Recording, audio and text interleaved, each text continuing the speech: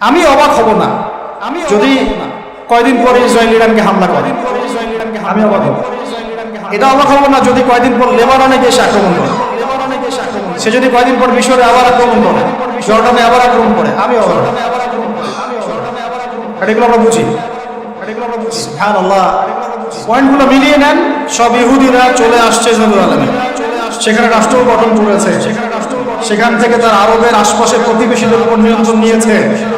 সে দিন দিন তার রাষ্ট্রের আয়তনটাকে বড় করছে না, করছে না, করছে না, করছে না। যে শক্তিশালী রুলিং স্টেট হবে তার আয়তন বড় করতে হবে কি হবে না? অথবা আরেকটা অপশন হচ্ছে বিশ্বটাকে ছোট করে নিয়ে আসতে হবে। হয় রাষ্ট্রের আয়তন বড় করতে হবে, না হলে বিশ্বটাকেই ছোট করে নিয়ে আসতে হবে।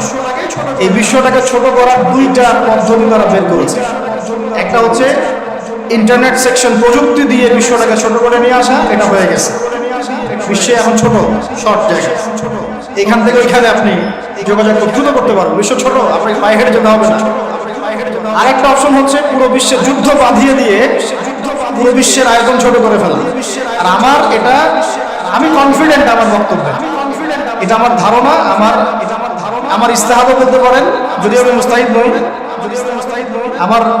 আমার ইন্টারপ্রিটেশন, এই শব্দটা ভালো হবে। ইস্তেহাদ না বলে বলছে আমার ইন্টারপ্রিটেশন।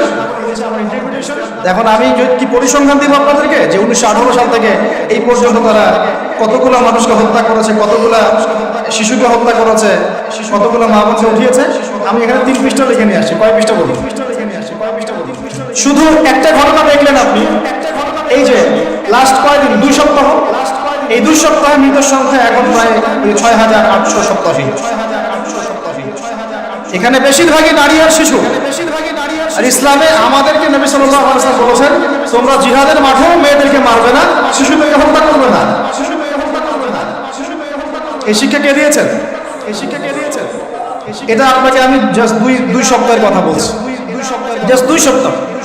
আপনি 1918 সাল থেকে নিয়ে এই যে 2023 পর্যন্ত পরিসংখ্যান আমাকে জিজ্ঞাসা করেন না, গুগল সার্চ দেন, বের করে ফেলুন।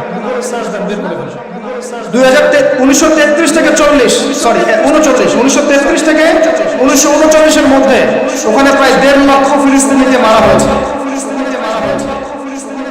বাকিদেরকে ওখান থেকে বহিষ্কার করা হয়েছে।